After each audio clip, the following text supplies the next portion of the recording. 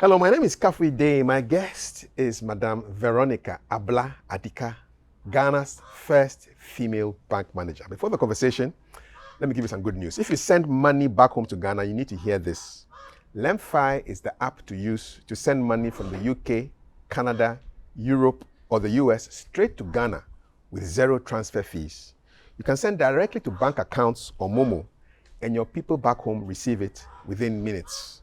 The exchange rates are competitive, and the app is secure and safe to use. And here's a bonus. When you sign up and use my referral code Kafui, you get cash back on your first qualifying transfer. Plus, every time you send money, you earn reward points you can use to transact later. Download the Lemfi app now and use my code Kafui when you sign up. A message from our sponsor. Queuing for your favorite wache, we can accept it. If there's one thing that Ghanaians can relate with, it's queuing.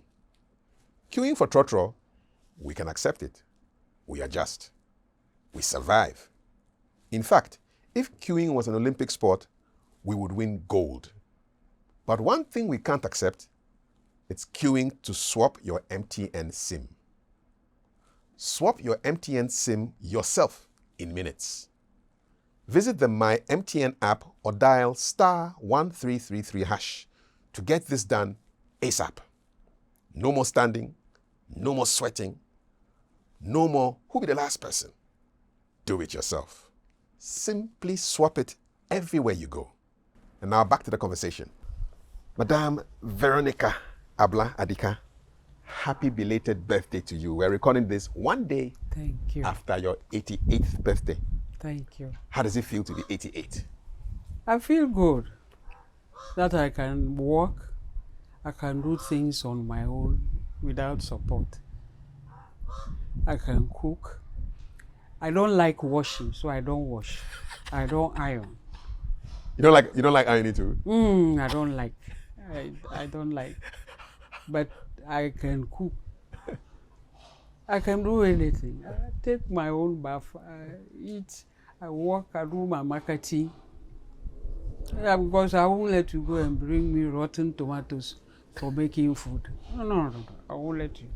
So I manage myself. I do a bit of exercises, not the very physically, but walking and going round about my own things.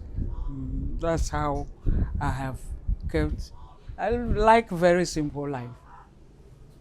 No sophistication. I'm not interested in that. My life is very simple. And I must say that I owe my strength to my God, because there's nothing you can do on this earth with your own strength.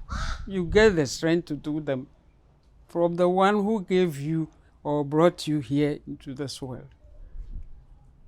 So me, I take my time, do my own thing, and I'm going. And everybody feels that I don't look my age, but It's true.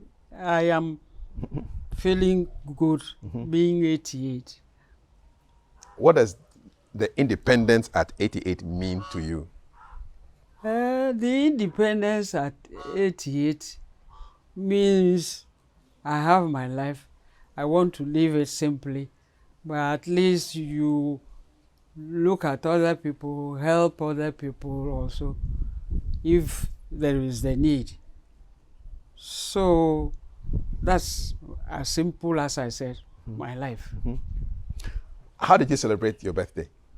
Which one last? Yes, the one that happened yesterday. Oh, I gathered here. My children and grandchildren were here. And we just sat simply, no ceremonies and nothing sophisticated, but simple. We, after church though, so it was late afternoon when we gathered here, and we chatted. We have a few bottles of minerals and whatever you think you want. And we close off at around when? About 9? Mm-hmm. Yes. No loud noise about it. I don't blow my horns. At all. No. What was it like working in a bank at a very early age? You know, if I can remember, there was, even before I went to the bank,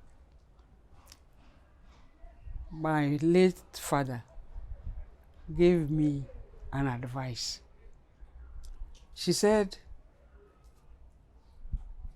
your best bet is go there, work as you are supposed to do. Do the things that are being expected of you. Don't do anything that will bring you trouble. It is like if you get up from this seat, when going away, you won't look back to see whether somebody is pursuing you, because you have sat on that chair, done what is expected of you. So you don't fear, you don't fear going on transfer, because there is nothing that will be uprooted that will bring trouble for you. So that was the way I took my job. The rules, you keep to the rules. No bend, no curve. Do it as you are expected to do. Don't add anything and don't take anything from it. Don't do anything that will bring you trouble. But you know, that's you. But other people too can do things to bring trouble to you in a bank. They can. We'll talk about that shortly. I'm just curious, was that your first job? Yes. The bank? So you graduated from university? From the College of Administration at Achimota. Then I joined the bank. Where did you see the application? How did you know there was a vacancy? No, I only felt that that was where I wanted to work. So I asked one of my tutors, the late Amagashi, for a testimonial. So he gave me a testimonial. So I made inquiries at the bank, showed them the testimonial, and I was invited for an interview. You went to Ghana Commercial Bank, correct? Yes, directly. Okay. What was the interview like? They asked me about what I think I can do and why I have chosen the bank. And I told them that I felt that I am very happy working with figures and all that. Maths is my best subject.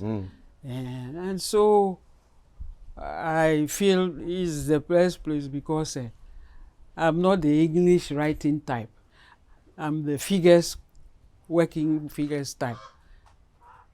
So they all laughed. And they said, oh, I should go and that I will hear from them. So How many were in the panel? 5. Okay, all men? Yes, all men. And of all the candidates who came for the interview, were you the only woman? No. There were other women as well? There were other women. Okay, okay. And when you finished the interview, did you? What was your state of mind? How confident were you that you were going to get the job? Because of the answers I gave, I've said to myself, I will get this job. So when I went home, that's what I told my parents, that I will be called. Not quite long, I was called and given a letter of appointment. Okay. And I started work. Okay. Describe your first day. Which branch did you report to? My first date was at the High Street branch, the biggest branch. At that time, it was in the Bank of Ghana building. Yes. Yes, that was my first branch. But I was there not as the manager of the branch. No. But I was working with others, and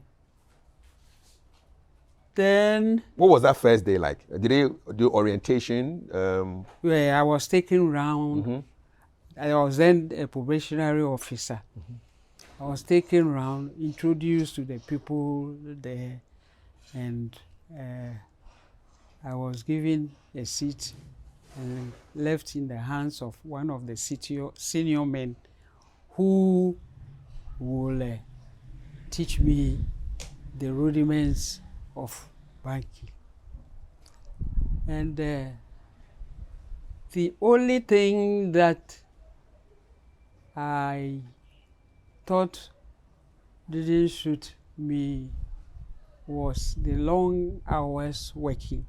How early did you get to the office? 7:30. Okay. Where were In you the living? morning. Where were you living and making that trip to High Street? Where were you? Where was home? My home. Yes. I was at the Boomerang area. Okay. All right. Around Accra Academy. No. After the big gutter, when going to Accra, Okay. Boomerang or Caprice. Okay. Caprice. Uh-huh, Okay. Caprice. Caprice. That's that area. Okay. That's where my father was then living. So that's where I was. That was where I traveled to work. So you had to be in the office by 7:30. Yes. What time did you have to? Did you close? 5 o'clock. That's like a regular job. It's a regular job, but if the work doesn't balance for the day, you don't see your home. When is the latest that you left the office? Hey, I remember one bad day. That was long after I was holding that young man, a baby, when the city was changed Yes. to 84 pesos, 4 o'clock a.m. I had to go and leave him with my mother. Your son. Yes. Yeah. He was then very young. 4 a.m. You come home, take your bath, you go back 7:30. This is in the 60s, right? Pardon? Was this in the 60s? Yes, in the 60s. But after that period, after we have settled and changed over, balance, then we went back to the 7:30 to 5 p.m. So what? You would be at work from 7:30 till late. You go home, you change, and bath, and then come back to work. Wow. Yes. And not eating regularly as you used to was my biggest problem. How did that affect your stomach? It did. It did. Up to date, I have stomach ulcer. Not eating regularly. Not eating regularly at the right time. I have stomach ulcer, but I've managed with it, and I'm 88 with the stomach still kicking. ulcer. Those early days, what were the exciting times of working in a bank? Oh, the exciting time is after the end of the year, when you'll be told that, the bank has done well, made good profit, and because of that, they will give you bonus. Apart from your monthly salary, they will give you bonus for the year. So we are always very apprehensive, watching and waiting at the end of the year if that announcement will be made. For the bonus? Yes, for the bonus. Earlier on, you talked about the books not balancing. I mean, how is that possible? I mean, are you not recording things as they are going along? Why are the books not balanced? Yeah, there are. Your books will not balance because if you are given 50 cities to post, there is a voucher for it, and you post 20 cities. When you add up everything, you won't balance. Why will you post 20 if they give you 50? Well, it's an error. Okay. It's an error. So you have to sit down look through everything that you have posted till you find out that you have put 20 cities instead of 50 cities. Have you ended a day where the books just didn't balance? It doesn't. But you will find it before you go away. You will find it. Otherwise? Well, you are not doing your work well. Okay. You are not doing your work well. So we endeavor to do that. The books must balance. The books must balance. No, you can't leave. You can't tell your manager or the MD that this today we have not balanced our work. No, it will not happen. It must not be said. It must not be said. I must imagine that working in a bank, you need to be somebody who is very trustworthy. Pardon? You must be trustworthy to handle money inside a bank. Yeah, they do. You see, the questions they will ask you, some of the things they tell you, will indicate to them that, yes, indeed.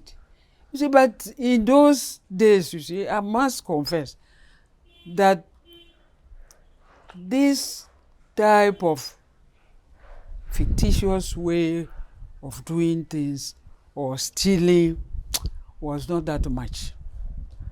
It wasn't as we have today, except that in many cases they don't say it publicly to bring down the name of the institution. Yeah.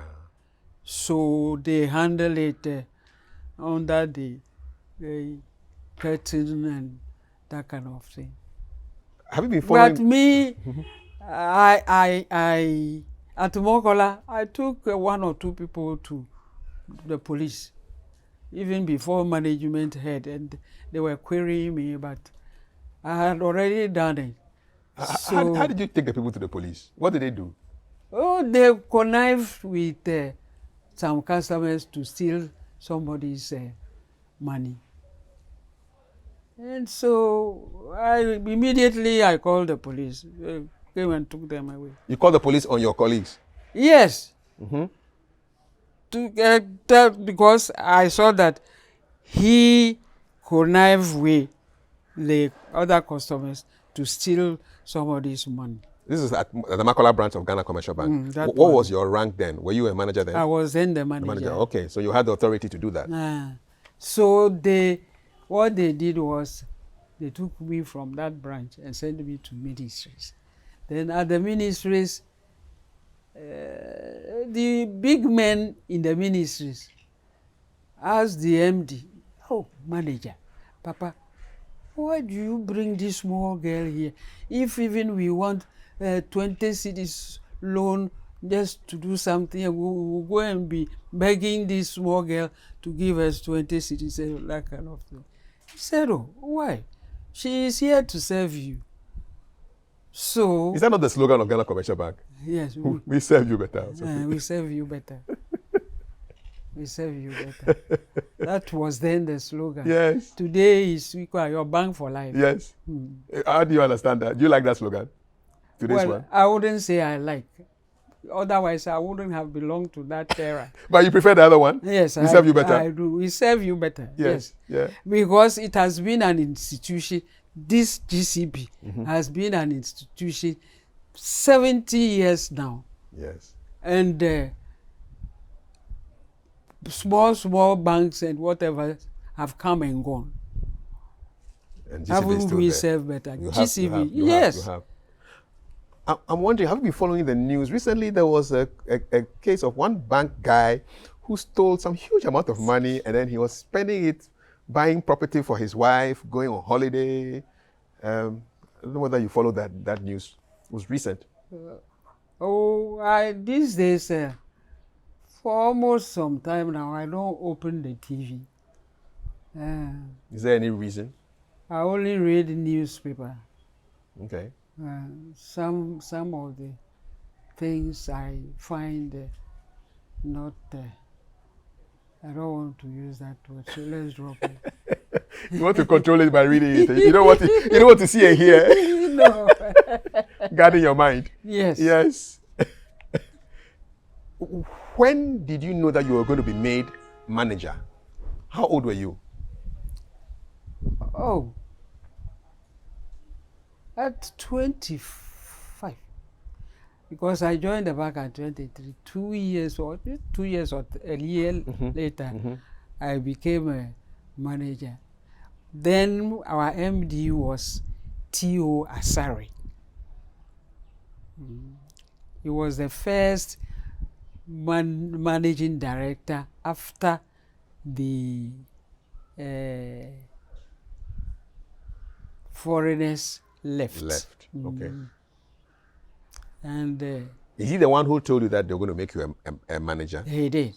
How did it work? How did he go about breaking the news to you? No, once I was in the office and he sent for me. And I went to his office and he said, oh, you know what? We want to bring the women up. If we are an independent nation, the women also must not lag behind. They should move in tandem with the male. So he wants to make me the manager of the Makola branch. I said, no problem. I'm not scared. I can handle it. I can do it.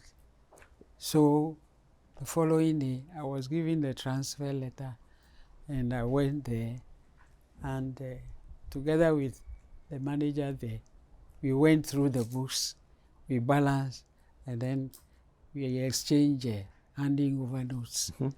That's how I started.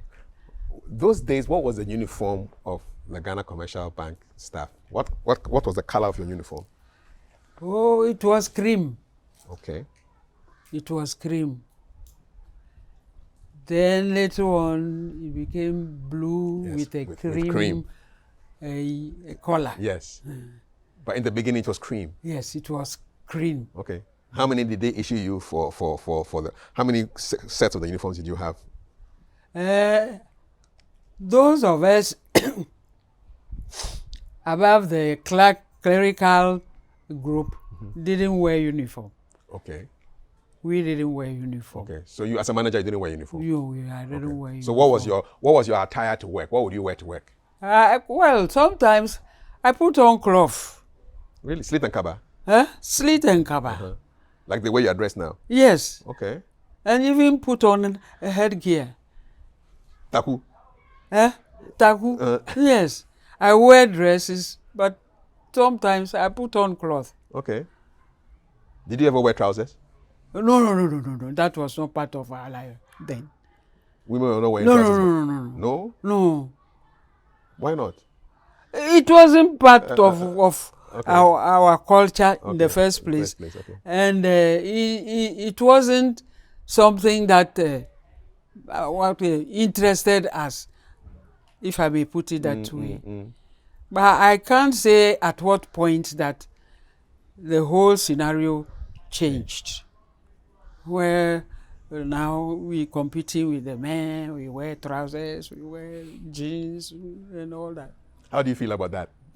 How do you feel about the Well, change? the change, I don't think there's anything wrong with it, because even sometimes my grandchildren will say, Grandma, we've brought you trousers, you wear it.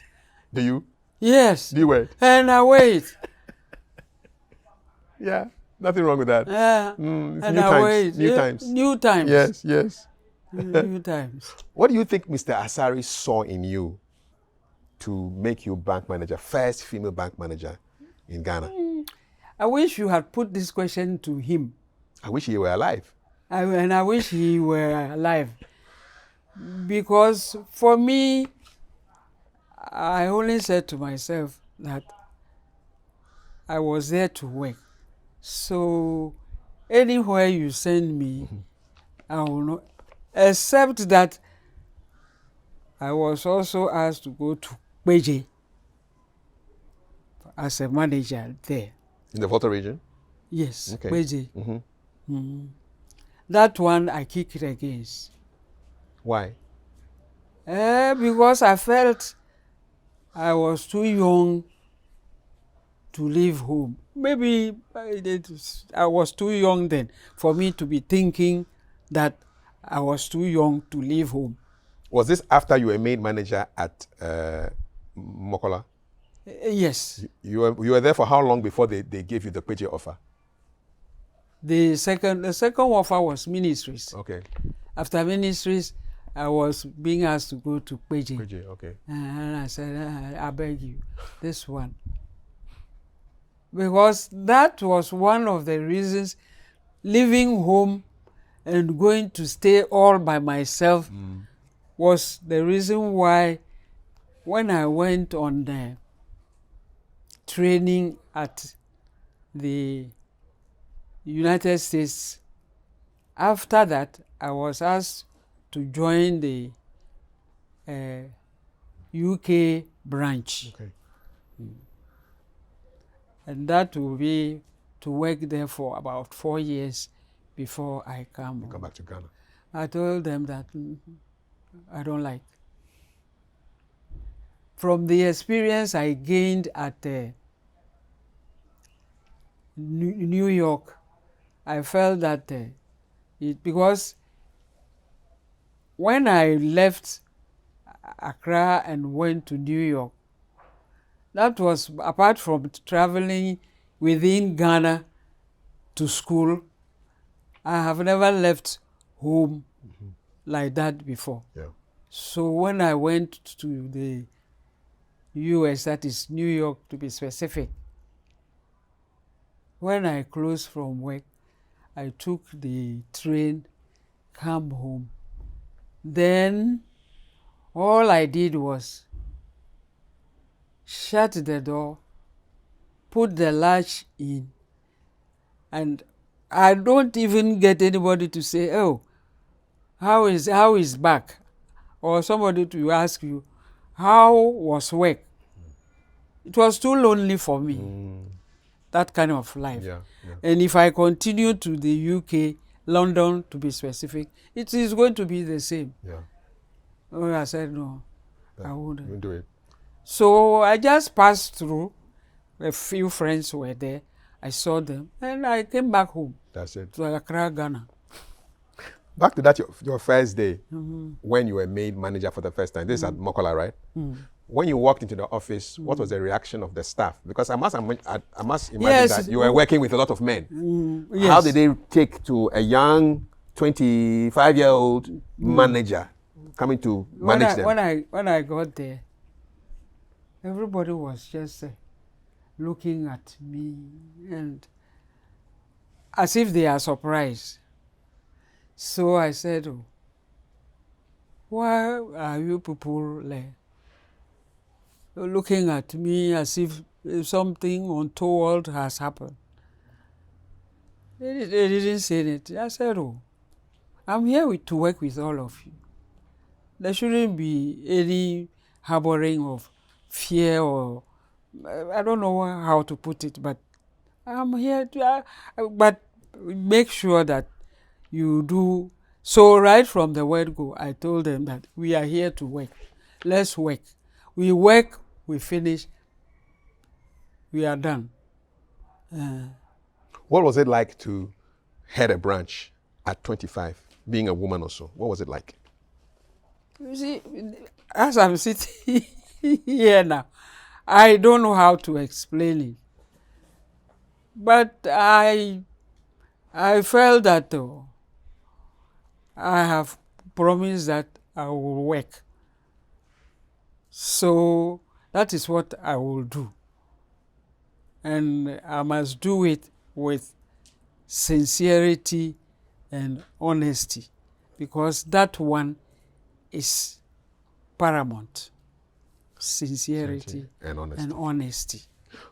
What was your greatest challenge in that first managerial position?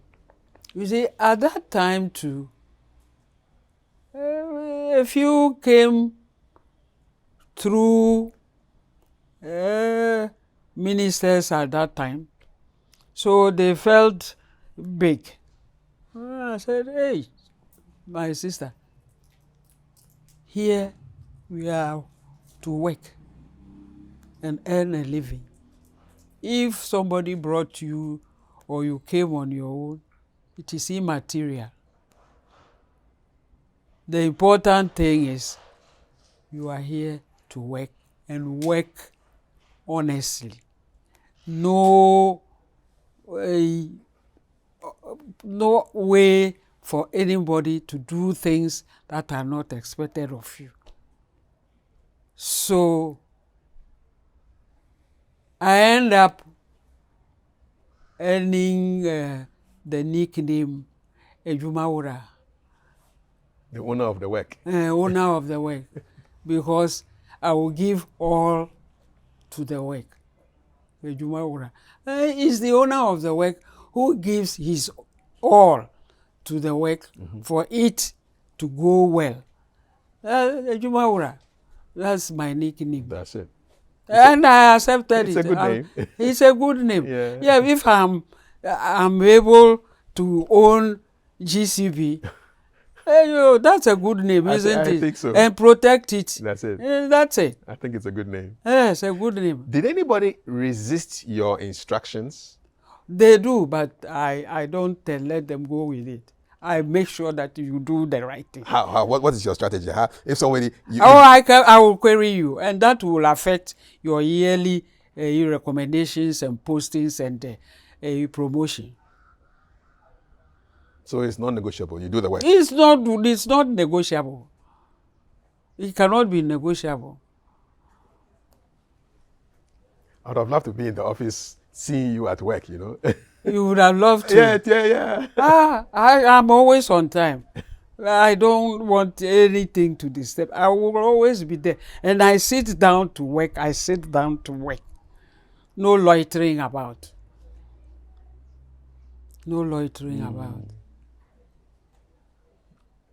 I'm sure some people found it tough to work with you.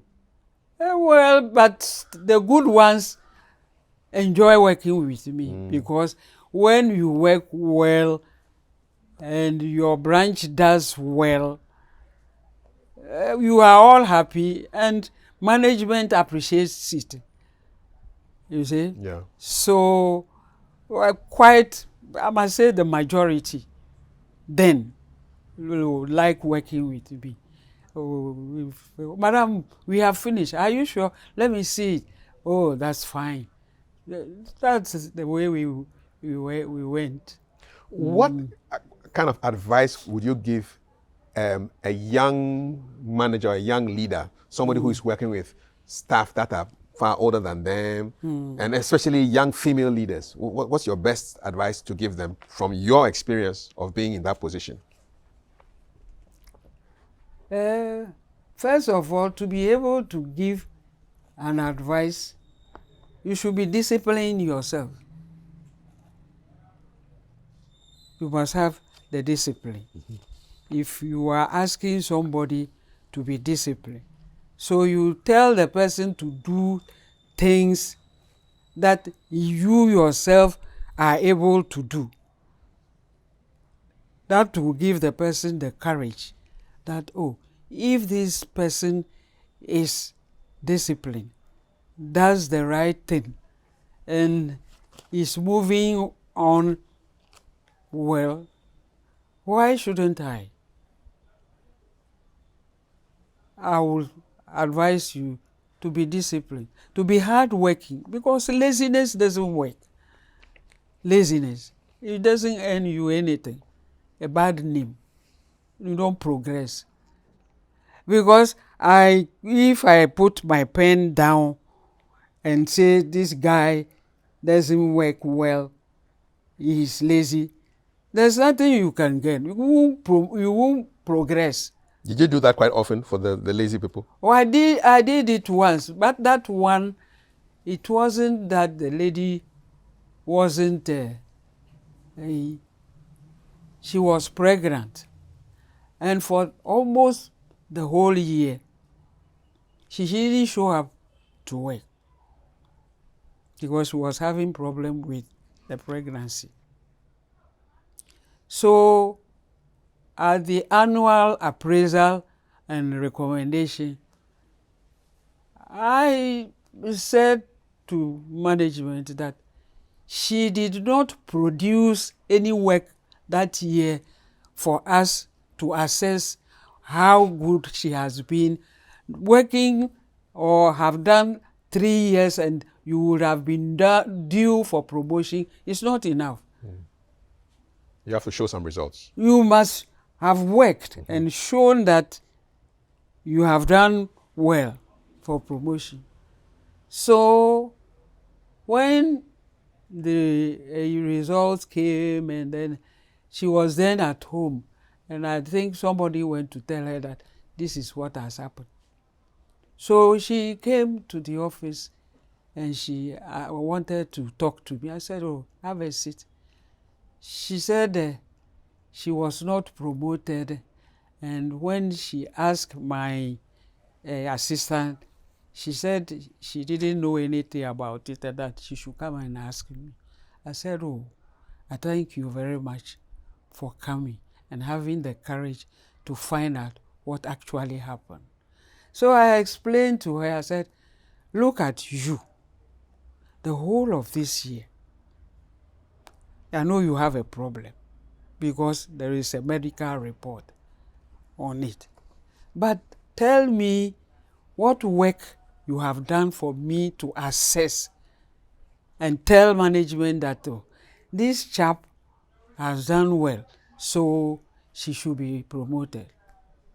She said it wasn't her fault. I said, "I'm not saying it is your fault.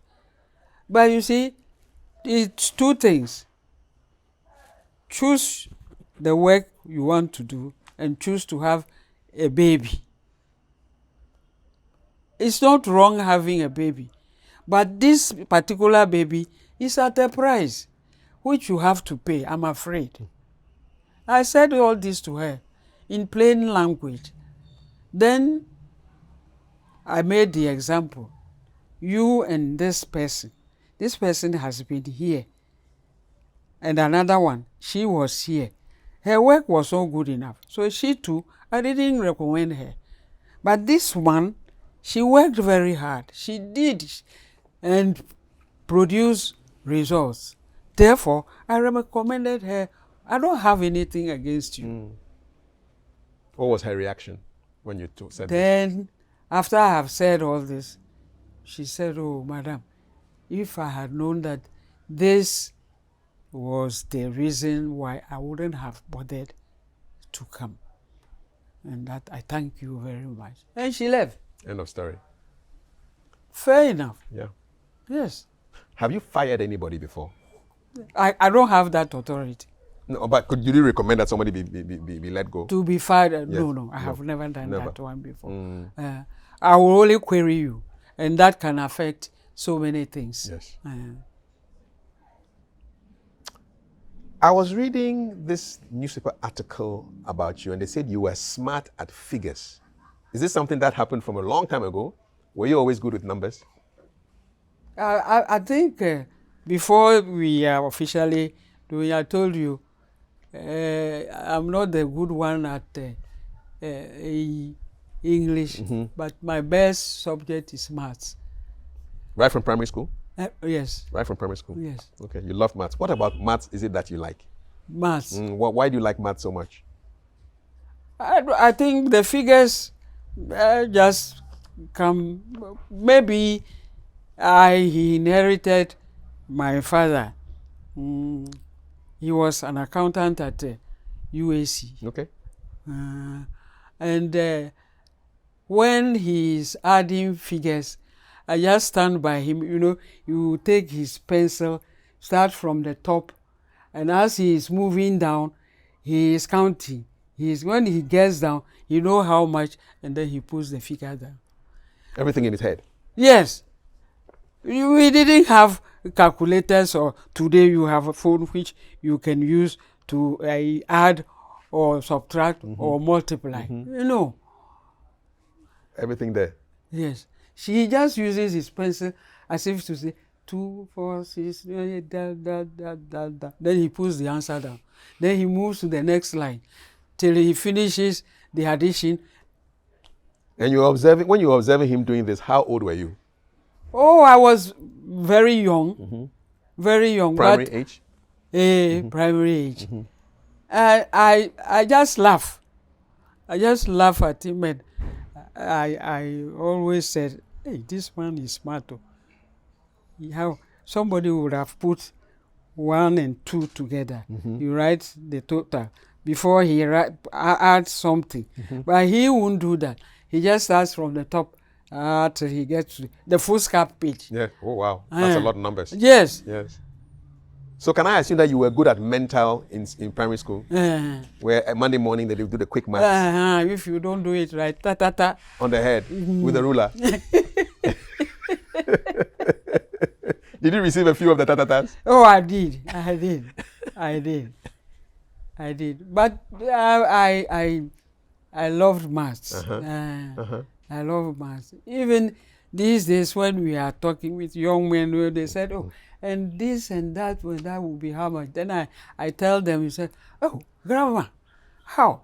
You have done it. I said, oh, you use your calculator and check whether what I'm telling you is right or wrong. Up to today, I still love your maths. If we gave you a ledger today, do you think you would outperform a young banker? Oh, I would have. I won't. You don't, No, you I don't won't. think so? You won't? No, I won't. Because some of the things are hiding somewhere. You calling them, they are not coming. Yeah. They are not coming. But at the height of your prime, you were a master at the ledger, I'm sure. Oh, that's for that. How much you miss banking? How much? Do you miss the profession? The profession? Yes. Oh, not that I miss it, but I follow it with interest and see how they are doing, especially the GCB Bank. Oh, you still follow them? Well, I follow their progress and what they are doing. Last year they had a good year. Yes, they had a because very their MD good was in the news for good performance. Well, maybe building on what had gone on before. Exactly. Because 1 year wasn't enough to give you very good results. Things put in place over a period will yield good results, like writing off bad debts and all that can give you good results the following period. Indeed. Still, that article I read about you, they said you broke a hard ground to become the first female manager. Yes, because was the ground hard? Because you see, in those days they didn't believe that women can be up to the task. That was the hardness of the ground.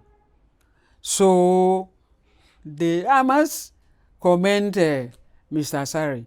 He started employing a lot of female workers. I must give him that.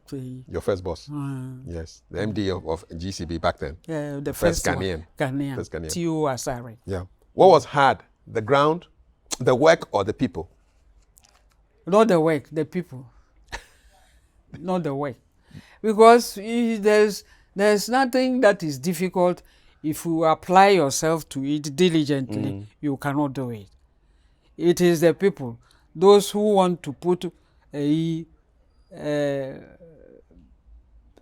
blocks in your way so that you don't do well. Those are the problem. You could feel that people will put impediments in your way. Oh, people can you. put impediments in your way. What is one interesting example? You don't have to mention any names, but just the situation. What happened, and you felt that somebody was trying to frustrate you in the work? There was a young man who wouldn't do the right thing anytime. When you have closed and you want figures, Oh, he'll tell you, Madam, tomorrow. And I said, why tomorrow? We want today's work. Tomorrow starts with another day. So let us have today's results and then we move on. If you leave it to tomorrow, then we'll continue building what? So postponing work. Postponing work. Yes. You don't do that. Especially by the time that the doors open, you are ready to do everything, to start working. So nobody will come, you tell him that, oh, please, no. So you have to do it. Let's get it done. Oh, madam, I said it is not a matter of, oh, madam. We are doing the work, you and I. Let's sort this problem. Then we go home. Then tomorrow we come and start tomorrow's work. That was how I went about You it. convinced him? Yeah, I did. Then he went and sat back at the machine. Madam, it's coming up. I said, let it come up. Let it come up. And we get it done before we leave. Were some of the women too difficult to work with? Oh, yes. Oh, sometimes we are architects of our fellow women falling off the line. So it's not a new problem. No, that one, it has been there. It has been there. What do you feel? So at a certain point in time, the Accra branches, we had as many as, I think, 10 or something women manning the branches. Yes. Impressive. Yes. So at this branch, you have a woman in charge? Yes. A woman in charge? Yes. Wow. Oh, yes. How did that feel for Pardon? you? How did that feel for you as a woman? Oh, I felt great because at least it shows that I have done something that gives management the encouragement that there is more to be explore in the female. Yes, because you were the pioneer. So, I was the pioneer. I was the pioneer. But how do women? You said sometimes women are your own architects of your own failure. Yeah. What are the? How would they go about? Oh, but you frustrating know sometimes they can be jealous of you. Yes, they can.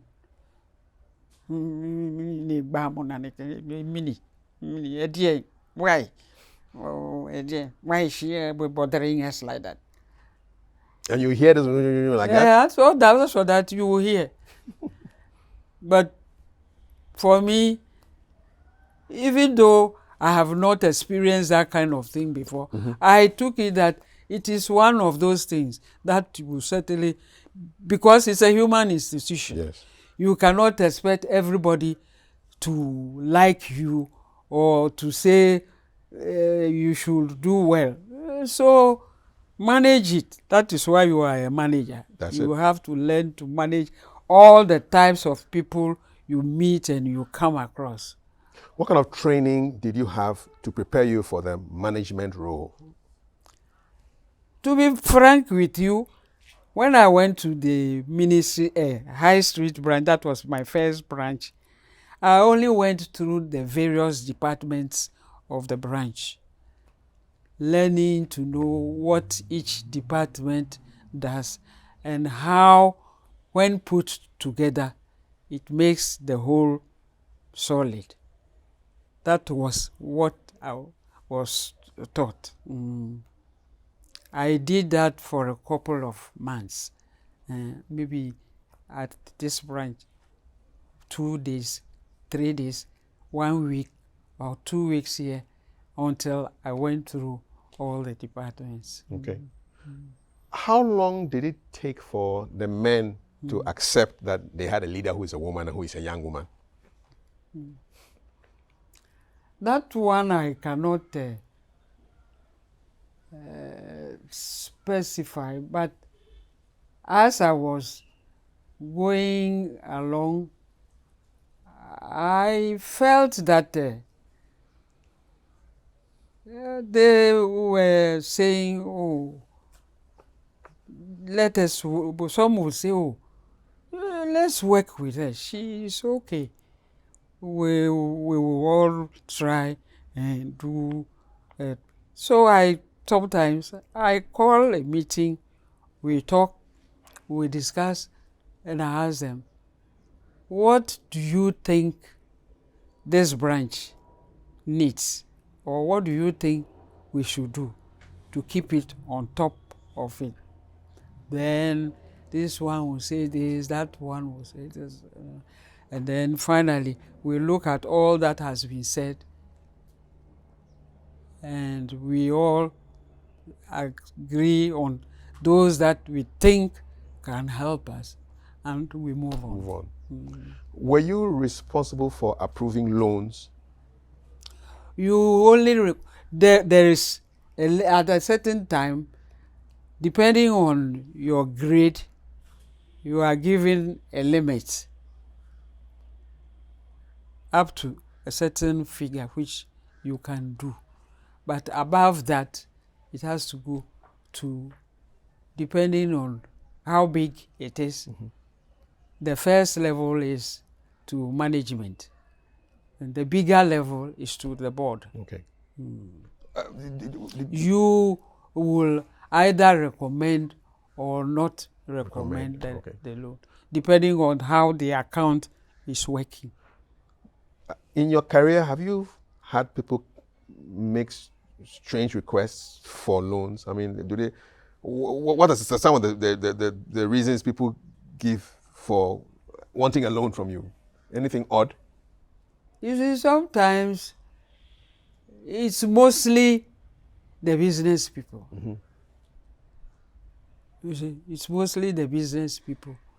They come in, you want to do this, and we are doing this. Can we have this loan? In the meantime, that is not true. How do you know?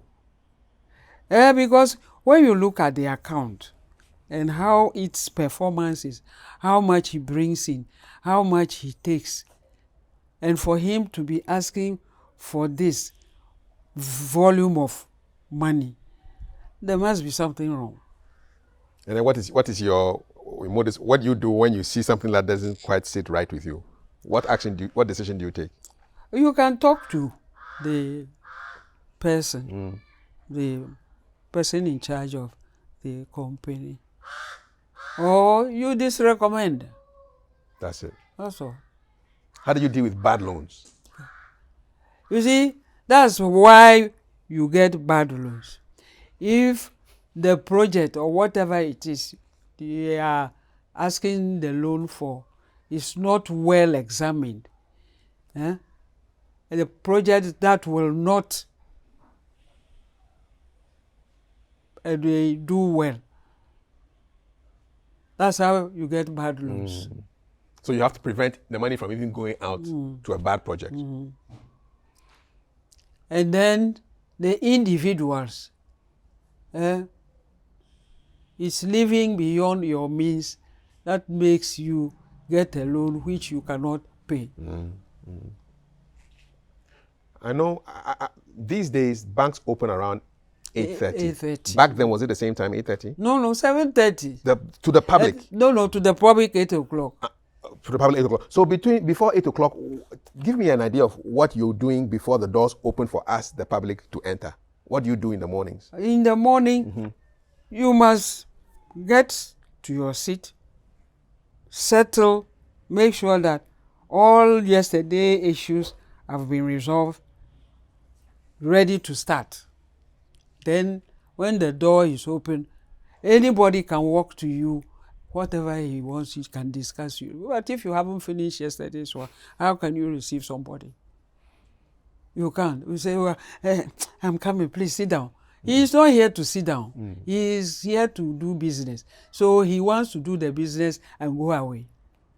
So you should be ready to let him have what he wants. If it is possible, then you let him go.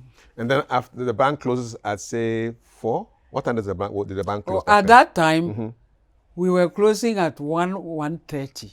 That early? Yes. from 8 to 1:30 That was to it? the public. To the public? Oh, Yes. Then we stay in to clean up and make steady for the following day. I have a feeling that the modern bankers, Now they close 4 o'clock. yes, But I don't know when they leave. they leave very late. I talked to some of my bankers' friends, and they're leaving at 8, 9, 10. Because 4 o'clock, then there is a lot to be done. Yes. Those who have come to withdraw money, you must go and post it into their account to deduct it. But now I don't know with the computers and this thing, they do it simultaneously. I don't know. You're right. That one, It's likely. I don't. And it's now digital also, I guess. And so. digital. Yeah. Did you ever have to deal with a case of fraud? The Mokola one was the first one. The one who you reported the people on? Yeah. 2 of them. Were they jailed? One was jailed For how long? 3 years. Wow. You had results. And the other one was sacked. Wow. That was the only fraud case you dealt with? I think there are a few, but I can't remember some of. It's been a while. Wow. It's the 60s and 70s. Yes. That's long ago. Did people's attitude change towards you after you reported these 2 people, one of whom was jailed and the other who was sacked? Did you detect a change in the reaction of the bank staff? You see, you will see them talking with customers outside the door. Connection. But when that happened, everybody stayed in the office till we close. Then they can go their way. So the lesson was learned, really. Yes. Yeah. Congratulations. You did the right thing. But you see, what I understood was that not that they were encouraging what went wrong, but the way it happened, the public got to know about it very fast. Oh. And that can affect the image of the bank. It's true. And I accepted that. Yes, yeah, it's true. Did you ever have to handle cases of sexual harassment within the branch, people making funny advances towards the women or inappropriate? But this question, I'm not sure you're asking it. This sort of behavior had been from a far back as our forefathers. And so, if it is not openly done, you will hear them saying things about people making advances and all that. But it is not a new thing. No. It is not new. Did you, as a woman, as the first female bank manager, did you always feel that you had to prove yourself to people? Was that some pressure on you to prove that you could do the work? There wasn't pressure on me, but I felt that if I have been given the opportunity, I must not abuse it. I must do the right thing so that those who thought I could do well will not be put to disgrace. And what was it like? Did you sometimes feel as if, you are representing all the women, so it's almost like a burden of responsibility to... No, I never felt You never felt like... I never felt like. I just felt happy doing my work. It's only when the work is not going well that I feel I should wake up. What's the best thing about being a banker? What's the best thing? Well, the worst thing being a banker, not the best, the worst is people think you have money, whereas you are only overseeing people's money, which is not yours. Other people's money. Other people's money is not yours. If you make it your own, then you are heading for jail. So you've just got to just know that you're looking after other people's money. Other people's money, not yours. That's it. You ended up at the Ghana Commercial Bank UK branch. London branch. London. How is it possible that Ghana Commercial would have a branch in the UK? It was there before I joined the bank. Mm-hmm. It was there before I joined the bank. And they were using it as a training ground in financial businesses for the staff. So with the branch being there, over the time, they will send local staff here to the London branch. Okay. Yes, for a term of 4 years. And then when they come back, another. Whilst there too, they go to other branches in the UK, in London, to train. Oh, for training. Mm-hmm. Okay. So that, you see, when it comes to foreign work and business, you have people in the institution who are privy to how things are done there. So how long were you in the UK for? I was there for only 1 year. Okay. When the bank was being changed into a UK bank. What was your time like? What was the highlight of your time in the UK? The highlight was the final day when, if you remember, the whole world was going to, was it the year 2000? Yes, Y2K. Y2K. Oh my God. That period, yes. For Kafui. Y2K. Y2K. Yes. And for me, it was too much noise about nothing. Yeah. Because Y2K came, I didn't see any trouble.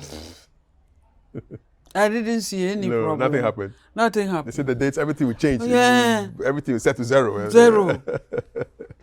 That was the time. That was the time. So you were in London for a year. What happened to your family? I left them here. I left them, all of them. All of them. Didn't you miss them? Well, at that time, I think they were teenagers. I think they were here with their fathers. So he took good care of them. That's it. That's it. Indeed. And finally, they came back. Apart from the London branch, did GCB also have other foreign branches? Yes, Togo, Lomé. Okay. Did you ever work there? No, I was there, the overseer for the Togo branch. Wow. Does GCB still have a Togo branch? No, it's been closed down. Oh, okay. Because, you see, many bad loans were given. From the Togo branch? Many bad loans. And that actually culminated into not having the required capital. Because almost every other year or so, Ghana will pump money into Togo branch because of ECOWAS. You see, we were trying that. The plan was to have branches in the ECOWAS countries to make things easy. So when they started this ACFT or whatever. Yes, African Free Continental Trade Area. African Free Continental. My mind went back to Lomé branch. And that if the Lomé branch had proved good, branches would have been made all over the That's true. continent. Indeed. But it didn't work, and money was going down the drain. They capitalized it. Before long, it's gone bad. So the last one, they said no more. They will not put any more money in it. We'll shut it down. And we closed down. Talk to me about training. Overseas, did you get to travel abroad because of your work? Yes, you were posted to London for a year, and you also spoke about America. Yes, New York. New York, I went there twice. Once with J. Henry Schroeder Banking Corporation, and then the second one was with Bankers Trust. You did enjoy your time there? I did. It wasn't for long, so yes. I enjoyed it. Yeah. So you joined the bank in 1961. Yes.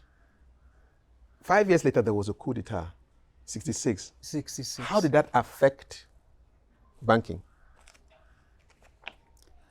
You see, even before the coup, if I may say,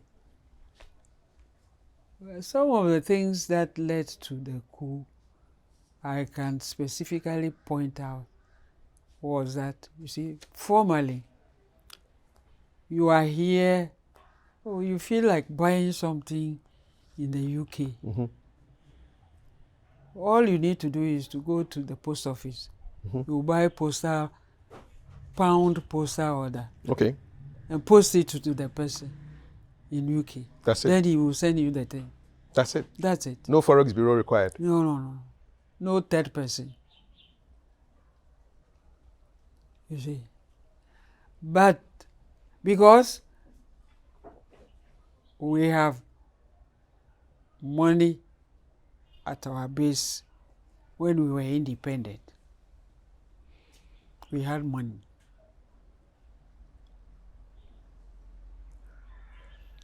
That was why Nkrumah was able to build Tema, motorway, all this, the schools and all that. But you see, I may be wrong, but I felt his ambition to become the African leader made him give out so much money to the other African countries. Some for fighting, some for education, although Ghana, Guinea, Mali, they all took money. And then what happened? All the money, which was our backbone, was gone. That's how come Exchange Control Act 1961. The Exchange Control Act, you can't go there and go and buy anything, go and buy postal order. No, you must apply to Bank of Ghana. If they have enough money, then they will give you. So during that period, even students, their stipend kept long in going to them. There were difficulties because we didn't have foreign exchange anymore. These and other things, that's how started essential commodities. They were no longer available because we didn't have money to buy them and bring and sell to us. These are some of the reasons that led to the first 1966 coup. Where were you when the coup happened on that day, 24th February 1966? 1966? Yes. I was in Ghana. I was in Ghana. I was in Ghana. Was your management affected by the coup? The management was not affected as such, but the work was in a way affected even before the coup started because people want to import, traders, they cannot import because the foreign money was not there. And when you do this foreign transaction for them, you gain by commission and all that for. So you lost revenue by that. Yeah. You see, you lost revenue. And I'm afraid to say that that has kept on and to, because I can't remember any government coming to power with money sitting somewhere for it to work with. You see, Yeah. it started with 1961.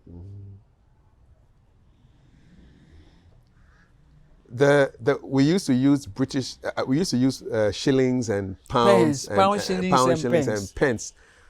There was a switch over from that to cedis. What was that like? Because you lived through that period. Yes.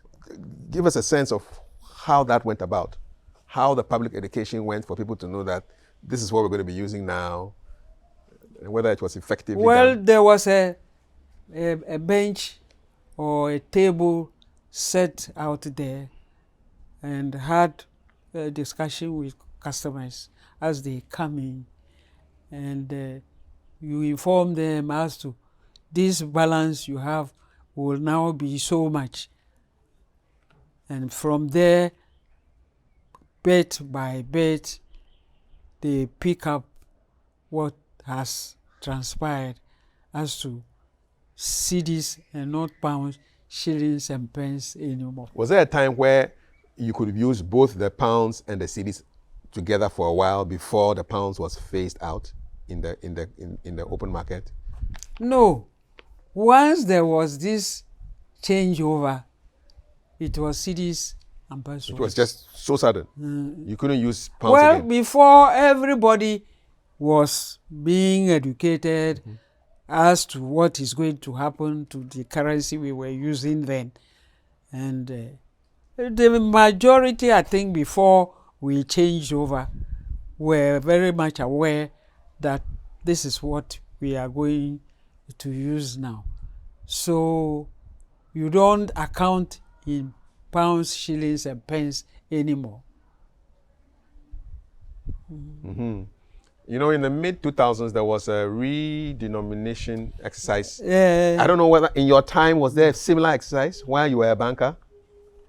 To 2010, By then you had retired. I had retired. Yes, but in your time as a banker, was there any I redenomination? think the first one was the pound, shillings, and pence To see this. into cedis. And then the cedis was denominated in, what do you call it? They became new CDs The new cedi. in the 70s. In the new cedi was put in place of the one that, and the calculation was 100. Yes. Not the what? No, I think it's the first one. Yes. It's the first one. It was the 100. 1 pound will be some denomination, not the pence and the Shillings and all and the that. shillings. Yeah. That was the first one. Yes. Then there was the equalization where they said one is equal to $1. That was one cedi equaling to $1. That was during President Kufuor's time, the 2000s. Kufuor. Yes. Yes. They took off the zeros from the. Today, the peace place has worked a bit. It has. Yeah. And as a banker, you observe those exercises and I mean, what's your reaction? And then I think there was a last one, but somewhere people, when you say 100 cedis, they will tell you 1 million. 1 million. 1 million. People still do it. Yeah, when they want to show they have a heavy funeral donation, instead of giving 100, they will say 1 million. And the MC will announce it with 1 million. And we know it's 100. 100. The currency has devalued over time. Even as we are speaking now, the value is not 100 cedis. No. because the things you could use the 100 for some time ago, you use the same 100, but you will not get the same value. Yeah. The value will not be the same, as they will say. It's not the same, right? The value is not the same. I mean, the 70s, if you spent a 1 CD, that was a lot of money, right? In the 70s, 1 CD was a lot. You have 1 CD. Can you remember your first salary? Oh, my first salary. Yes. I spent it, but I couldn't spend all. How much was it? It was £700 per annum. The whole year? Yeah, £700. What could £700 buy you back then? Oh, my first car was £850. What model? Fiat. Color? White. Left hand I drive? bought it from GNTC. Right here in Ghana? Left hand drive or right hand drive? Right hand drive. You were driving? Yes. What kind of driver were you? At first, I was a bad driver. Meaning what? Fast? When you say bad driver, what do you mean? Ooh, speed. But all women drive fast, though, Grandma. Is that right? Even the modern ones. Is that right? They all drive fast. So. Well, I drive fast. And you allow people to enter the road? Oh, people weren't entering the road. It's the same thing that's happening now, Grandma. The women don't allow people to enter. It's the same. But you see, there are places where you should enter the road. But we want to enter it at everywhere we think we should enter. But that's not right. It's not right. Eh? No, that one is not right. So in that regard, it's not women who are not allowing people to enter the road. No, they can be very wicked on the road. They look straight and they don't turn left or right, and they will never allow you to enter. So your salary, you add a little bit more, you could have bought a car with it. £850. So, but how did you pay for that car? You take a loan? I took a loan from the bank. From the bank, and then you were paying small. Would that be considered a good salary? £700 a month, a year? A year, because at the end of every month, I have balance from the previous month. I don't chop all. You couldn't spend all. Wow. But I enter a shop. They are selling shoes. I'll buy every color of the shoe. Come on, you are a shoe freak. All the colors? Yes. White, black, red, especially red. Red is my favorite color. Okay. Those 3 colors. White, black, and red. Standard. Yes, white, standard. Yet, I didn't spend all the money. Yeah. There was something there before the next salary comes. Because life wasn't that expensive. You see? But today, you can take 100 CDs in the morning. If you have 2 kids, by the time it's about 10 o'clock, that 100 CDs is finished. I lie? You're not lying at all. It's finished. The money goes faster these days. Not that you are a spendthrift. You are not. Because you and those 2 children must survive. That's it. They must survive. How does it make you feel? But today too, I must say, this is out of our discussion of banking and whatever. But please permit me. No, go ahead. Our youth are not hardworking. They are not hardworking. But they want money.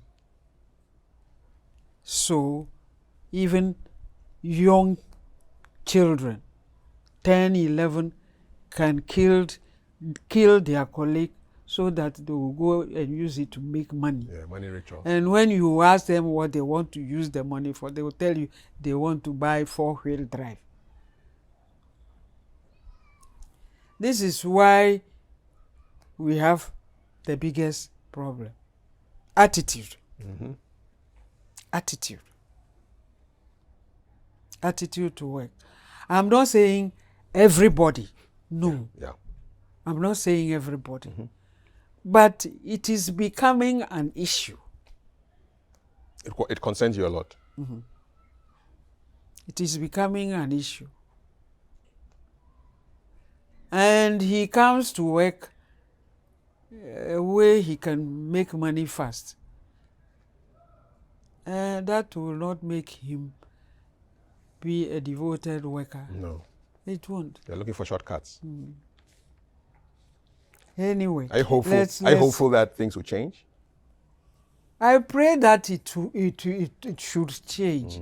I don't know. I pray. Because I am convinced that with a change of attitude to work and every aspect of life, Ghana has everything that we should be a country that is not a borrower. Mm-hmm. I just read yesterday that one of the southern African countries has Rwanda. Namibia, they've paid off their IMF loan. They will. Everything's gone. They don't owe, it's zero balance. Yeah. And you see, we should change our attitude. It has a lot to play in our development. I agree. Now let's put the banking aside and talk about you, Grandma. You were born in 1938. Yes. On the 3rd of May. Yes. What can you remember from your earliest childhood? What are some of your early memories? My schooling days, when it is Empire Day, the 25th of May, you are anxious that you will be picked to go and do march past at Polo Ground. Accra. I don't know what is in it, but I remember it very well. Empire Day. Empire Day. Before we were independent. Before we were independent. Because they will want to limit the numbers. Not everybody in the school will go, but they select some people to go and do the march passing. And for me, I look forward to it and going there in spite of the scorching sun. Yes.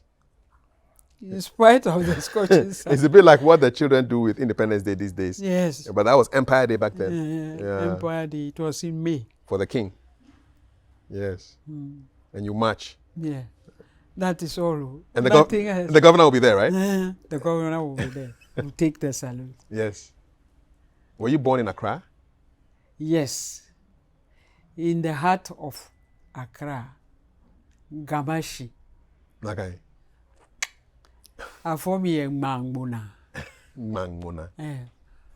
Where today they are planting the corn, burning, drumming and everything. Zion Street down there. You know Zion Street? I've heard of it. You've heard of it? Yes. Zion Street. At first we were living opposite the Anglican Cathedral. I know that one. You know that? Yes. Before, there is a story building opposite the church and another house next to it. That's where we were living before. Your father was an accountant? Yes, with at UAC. Okay. And your mom, what did your mom do? She was a trader. Okay. She was selling oil, beans, groundnut in Salaga Market. Did you ever get to help her? I will carry things and sell. Did you have a chant that you used to say when you were selling things? Uh, What did you say? Ha go shifo, eh. Na mo ba e ko mba e. Coconut. And sometimes my sister will fry, they call it bullfruit. Yes, puff puff. We go to the beach during the, is it no, not the harvest? It's during the fishing around that period when we are on holidays to sell the bullfruit. To the fishermen? Yes, after they've come from sea, they are hungry. Yes. So they pounce on it, they buy it. Good timing. So I have done all those. And for me, it was a good experience. At least you see how people behave, how they, when it is money matter, you see how people. So for me, it was a pleasure. How many siblings did you have? Brothers and sisters? We were 12. One mother, one father. You were number what? Was it 7? Okay, right in the middle there. Right in the middle. Therefore, Sister Pat, Francis, George, myself, I was 6. Number 6. That's the 7. Right behind you. Yes. The one sitting there. That's your sister. She came right after me. Yes. Then there were twins. Okay. Achu and Eche or Eri and Rata? Pardon? Achu and Eche or Eri and Rata? Achu and Eche. Okay. 2 boys. Then 3 boys. Dose, Barani. Wow. What was living in a family that size like? In a big family? We all ate from the same bowl. Oh, it was a joy. But the men, 4 of them died, remaining 8 of us. But now we are only 3 left. You and your sister? And a brother. And a brother. Are you the eldest of the gang left? Of those left, yes, I'm the oldest. Yeah. What did you learn from your parents that has remained with you now? Oh, my parents, they were the kindest parents you could get. Yes, they loved their children. They guided them. But not all love to their children only. They came to Accra earlier than their kinsmen and all other. So anybody coming from there, from home, will come to our house, stay there till he gets a foothold, then he moves out. That was the kind, especially those related to my mother. And my father was so kind. He never uttered a word about, as if to say, oh, as for you, it's only you bring your, that kind of thing. We never saw it. That was why my maternal relations are very close to us. Because they're always with you. Yes, both the old and their children. You're related to the composer of the national anthem. He's my uncle. What was he like in person? Oh, very... Mr. Philip Beho. Philip. Yes, that's my mother's brother. What was he like? Very happy and loving. And always visiting us at Caprice Day.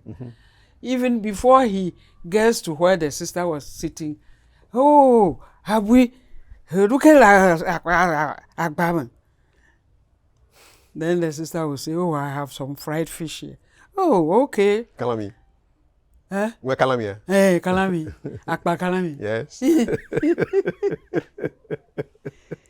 So we, and his children and the other children, we all live together nicely. Did he test the national anthem on you before it was released to the rest of the world? No. All we heard was that's the national anthem. So you never heard it while he was working on it? No.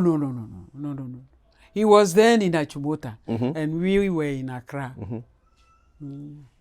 How proud are you that of all the songs that could have been the national anthem, it is actually your uncle who composed the anthem that we sing at all functions? For me, I feel so proud that I have a relation who was able to produce the national anthem. So for me, it is also my turn to do something for somebody to say that, oh, this person also did this. So working at GCB and then becoming the first woman bank manager, I said, oh, that is it. Me too, I have done something. What did your uncle make of you becoming the first female bank manager? Oh, see, he came clapping to my mother. He did? Yes. Though that my daughter has made it. My daughter... Yeah, it must have you made him proud. Just like you were proud of him. Yes. Yeah. Yes. Wonderful times. Wonderful times. Yeah, wonderful times. Yes. Peaceful. Yeah. No wahala, I must say. Mm. No wahala. And we were all happy and go lucky. Maybe even if you don't have enough, who cares? You keep going. That's it. Ah, It's a good attitude to have. That's the attitude, Yeah. you see. You don't look at anybody. No. Another principle is contentment. Contentment. Be it what you are, whether it's big or small, be content with it. I'm not saying you shouldn't have an ambition. That one, yes, you will have an ambition.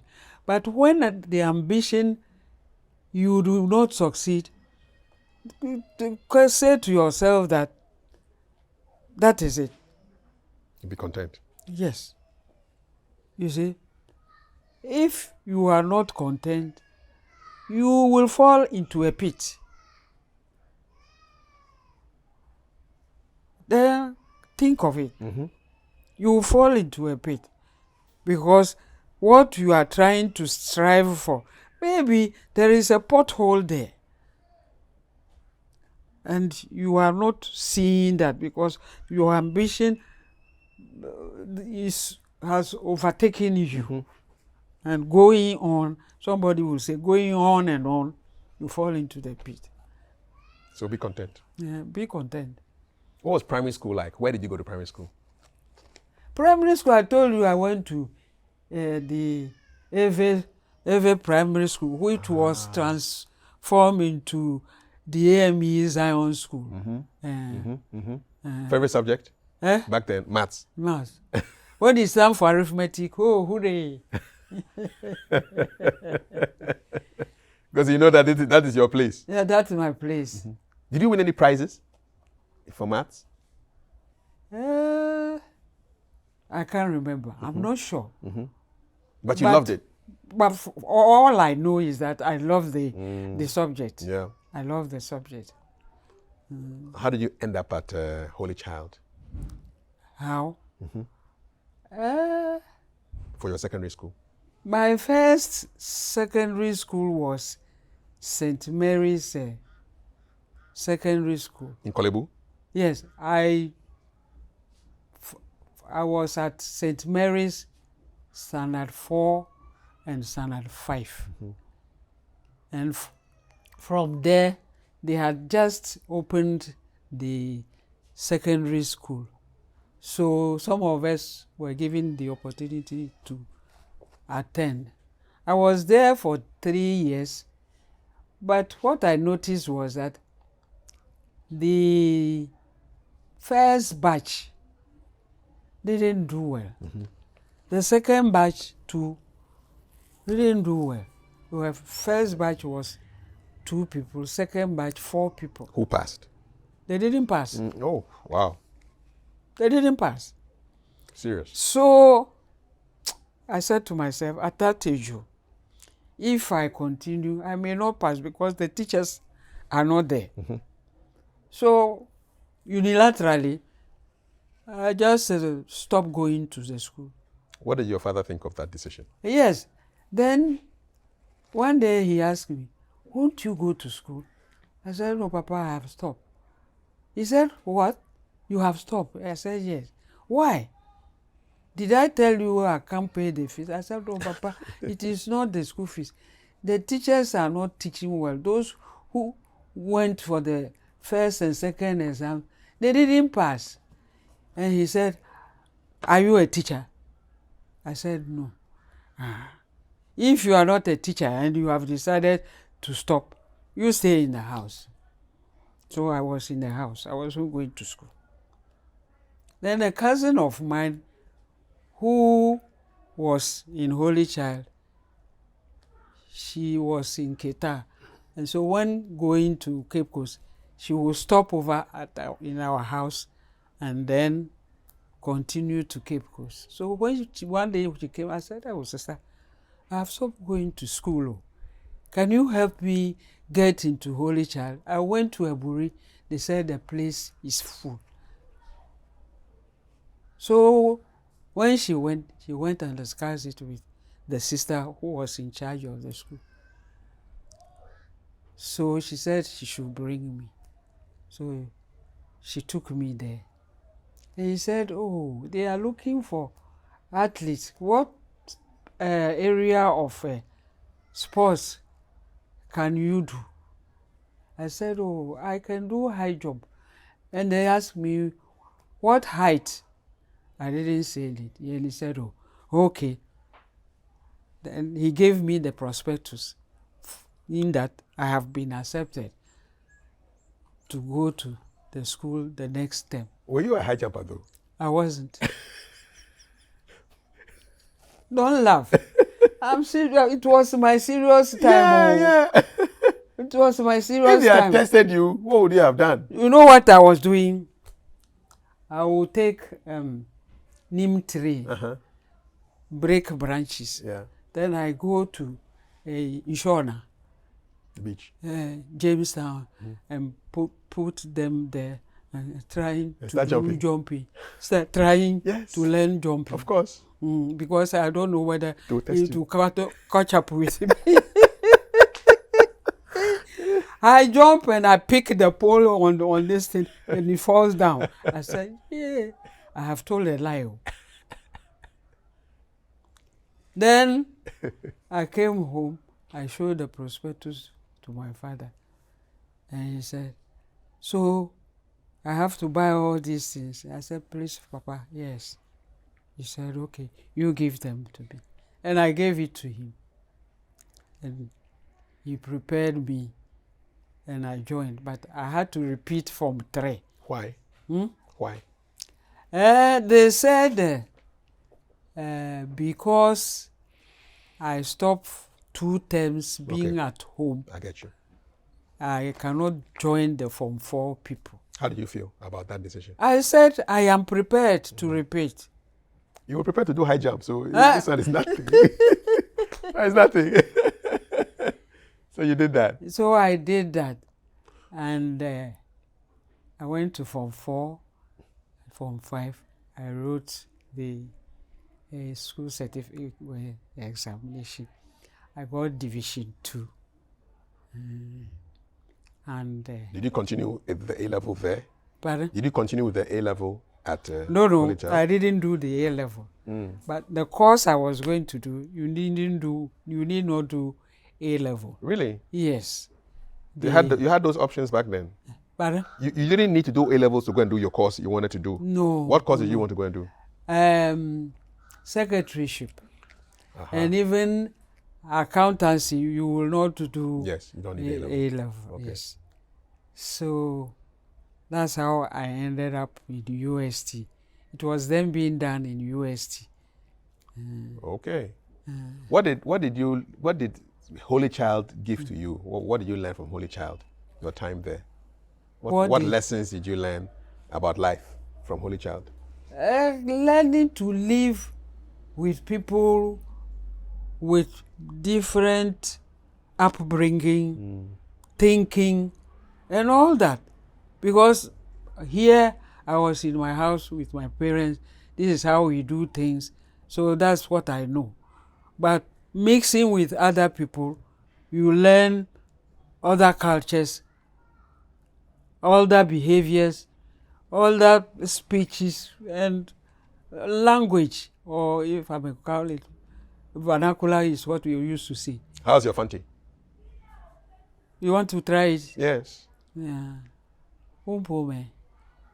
Oye. Umpo me. Boko. Oh, good. You have to teach me. All I can say is Inyo and the And me penny. Your Fanti? You learned it? I just picked it, but I wrote ever for O level. So you can go to Cape Coast and have a conversation in Fanti with the fisher women. With Fanti, I can go to Kumasi and talk to you with the Asante Here. And then Gan with the Gamache. I do Gamanche. And then Ever with the Awomafia. Awomafia. Then the Pando we talk with Dagado. I said who is from Pando. Yes. You have a gift for languages. I think so. Yeah. I think so. Yeah.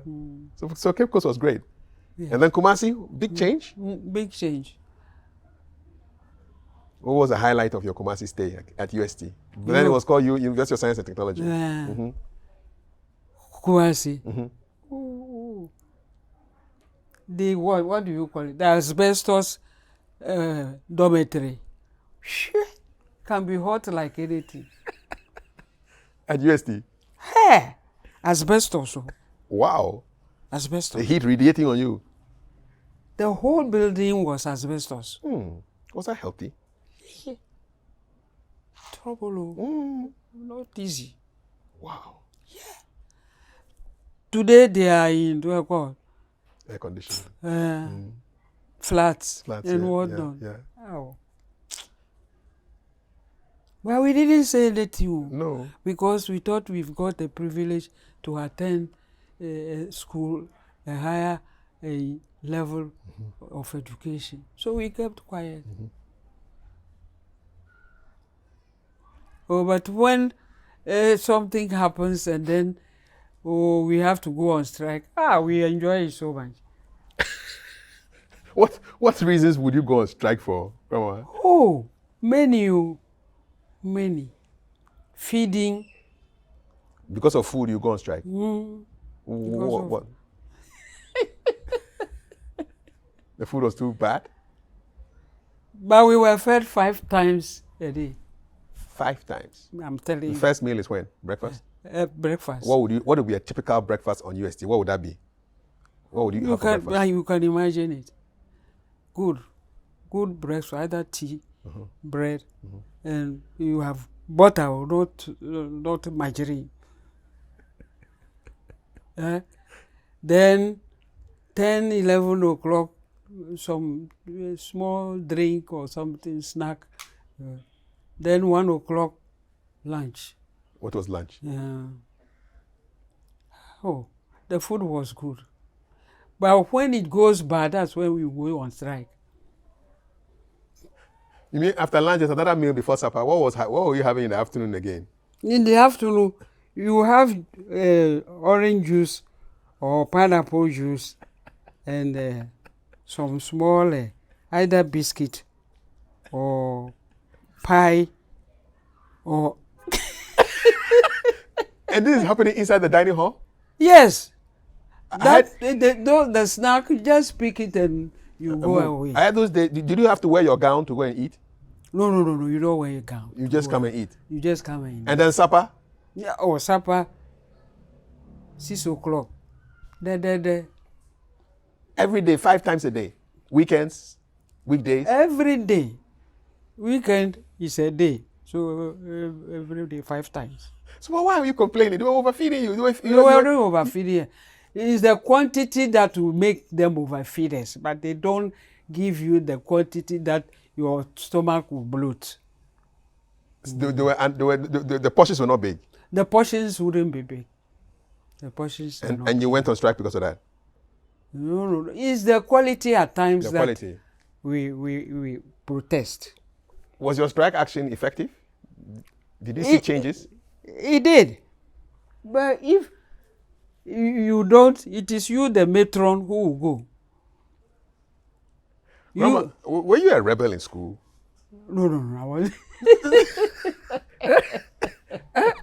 I can see you as an action woman on the campus. So, please tell me you were an action woman. No, I wasn't an action woman, but I was a good supporter.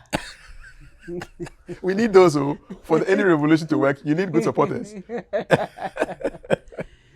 Those were good times at Tech. Yes. Oh, it was. Yeah. Which hall were you in? And the female ward. Mm-hmm. Africa. And the lecture hall was, we call it Mecca. Mm-hmm. It was far from the residence. This bone shaker is what you will join. If you don't get there in time, then you have to walk. Trek it all the way to Mecca. Trek to Mecca. How many times did you do that trek to Mecca? Oh, I never did. You will always catch the bus. I will catch The the truck. Climbing it is the trouble. Getting it into the truck. What was your strategy? I don't wear shoes with heels, so. Smart one. Yes. Flat. Flat. So I just put one leg in. There is some small There's hole. a hole there, yes. There. Yes. I put that one in there. The next one is in the car. So 2 moves you are in. I'm inside. Smart. Those who are wearing heels, problem. If you decide to wear heels to lecture, if you have to trek to Mecca, it's your own business. UST. And so after USC, that's when you joined the bank, correct? Yes. How long between graduation and the job? When did you leave UST? What month? What year? December 1960. And then Ghana Commercial Bank? 1st February 1961. Wow. So January, you were looking for a job, and then February, you had a job. Yes. What do you say to people who, up until 10 now... years. Yes, 10 years, they're looking for jobs in this modern Ghana. Well, not what I say to them, but it is what we have become. Because when producing all these graduates from the various levels, it is very good. But we haven't thought of how to make use of them. We haven't. From some time past now. So you are just building upon the level of unemployment. Yeah. To the extent that you have an association of unemployed graduates. How does that make you feel? Very sad. Because going to school is not easy. You all know it, you know it. You have to really work hard to go to school and to come out successfully. You see? Then having come out, you are stuck. No job. No job. No job. Having said that, it is also a time for our youth to think about self-employment. Yeah. If they won't employ you, employ yourself. If they will employ you. And I think there is avenue in that regard for you to create job for yourself. If you were a 22-year-old graduate fresh from KNUST now, you've applied for 2 years, nobody has employed you. How would you employ yourself? What do you think you would be doing? You see, as I said, it is not only white collar job that should give you food on your table. You see, the professions are there. The professions are there. You may be a teacher, a nurse, a doctor, whatever. Engineer, lawyer. Engineer, lawyer, and all that. But aside that also, have a good education. As we are saying, you've graduated, you may even become do a postgraduate, and in doing that, you can come across something you can lay hands on and do it well. Let me give an example. Yes. Your sister sitting there. She has a master's degree. What does she do? For the past, is it 30? Sister, 30 years. She started selling. Then along the line, she started doing decorations and all that. And added catering. That's what she's doing. Yeah. So use the education to employ yourself. Employ herself. That's it. Simple. She's had children. She's been able to educate them all. With that, somebody will get meager job. But it's not meager, it's regular.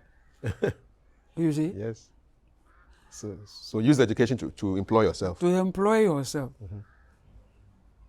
You see? That's it. Somebody will say she doesn't wear shoe. She only wears chalewote. And I said, yes, there's the kind of work she's doing. Cooking doesn't need shoe. If you wear chalewote, you can cook all the same. So, but when she's going out, she will know that I have to wear shoe. Yeah. That is it. That's it. For Kafui. Yekomala. Oh. Now so. I'm going to come back to the banking before we end. So what does a bank manager really do? I mean, we know the title, but what do you do? As a bank manager, it is your duty to supervise the staff you have been given to work with in the various sections of the place, that they will do the work by serving the customers to satisfaction. What are the departments in the bank? When you were there, what were the departments? No, the departments haven't changed. What are they? You have loans department. You have current account department. You have savings department. And you have what? That one you will not understand. Check purchase department. Teach me. Teach me. I'm ready to learn. What is the check purchase department? I'm not sure if now it is in very good use. But because of the digital you are going, the people now don't use that much check now. They point to that on their phone, and then instead of going there to present a check. For instance, I have a Kumasi check and I want to place it in my account. I give it on the counter. The check purchase department will take it. Every branch check will come, process all of them, send them to the branch and ask for transfer of cash, not physical cash, but through the books, for you to be able to give that money value to the one who presented the check. I get you. That's the check purchase. Yeah. You have to be very focused. Otherwise, you can make mistakes. What was the hardest part of being a bank manager when you were working? Not being able to perform well. It is the difficult aspect. It is the difficult aspect. If you don't do well, it must give you food for thought. Yeah. And ask yourself how you can improve upon what you are supposed to do. You evaluated your staff, but who evaluated you? Over the branch managers, there is an area manager. For instance, Accra, there's Accra area manager who comes regularly to every branch to see how the manager is working. So at the end of the year, he will evaluate you. Get you. Was there a year where you felt, I'm not happy with this evaluation, I need to do better? Oh, David, I must say that par excellent. Maybe so. You did your work well. Any mistakes you did that shaped you?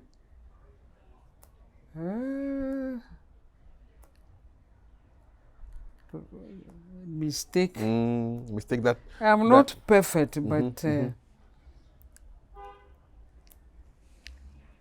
perhaps that first instance, a thing I did by calling the police. Yes. Yes, that one. You think it was a mistake?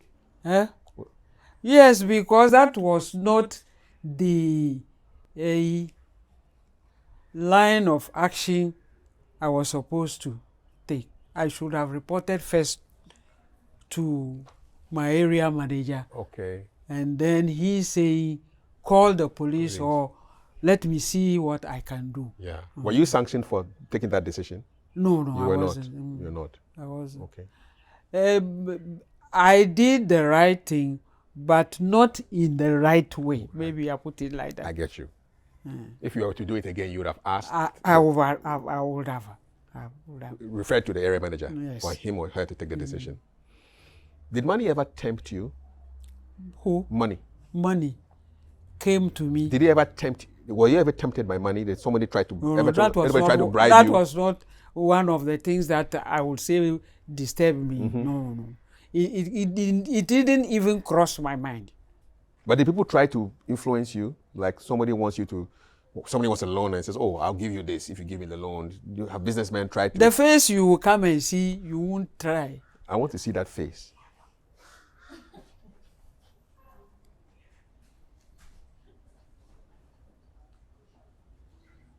That was why the principal secretaries in ministry weren't happy that I was sent to the ministry's branch. You give them your face. These days I smile, I laugh, but before then I didn't know how to do that. So people were scared coming to me. You pay me. You squeeze your face. Sometimes a silent treatment works when they see the face. Who do you think you are more like, your father or your mother? I must say this. Once my cousin asked, you people, whose trait did you take, your mother or your father? Because the two of them are alike. So that is how I will answer that question. Both of them? Both of them. Did you ever feel underestimated because you were a woman? No. From that point on, maybe the first few years, but after that, it was just that I am also a worker, like you, the man. Yes. So people didn't underestimate you? No. They didn't? Was there a time in your work when you went and cried privately? I Went and cried, wept because of something wept. emotional? Oh, I'm least emotional. My granddaughter would say, "Oh, grandma, so you don't show any sign of anything that is happening around you." I said, "What sign do you want me to show?" You don't express your emotions that quickly? No, I don't. So when was the last time you cried? I cried. Oh, long ago. My mother died, I didn't cry. So when did you cry? When was the last time you cried? I cried. Oh, I cry. Watch her. Papa. Watch her. Me unko years in the my occasion ho na marusu.